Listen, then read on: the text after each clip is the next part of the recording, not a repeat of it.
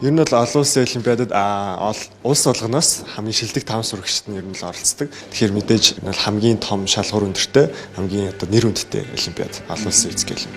Бэлтгэлээ болохоор ер нь бол сая 4 сарын ихээс хойш МОС дээр өдөр болгон бэлтгэл хийж явж байгаа.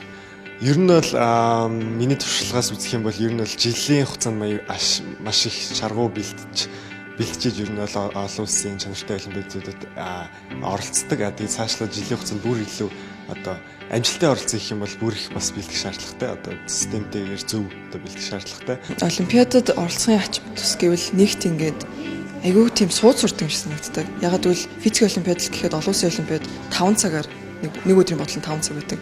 Тэгэхээр бэлтгэлтэй ч тэр ингээд 5 цагийн туршид ингээд бүх зүйлээ дайчлаад ингээд бодлогоо бодох тийм төсвөр хатуужилтай болдог гэж боддог.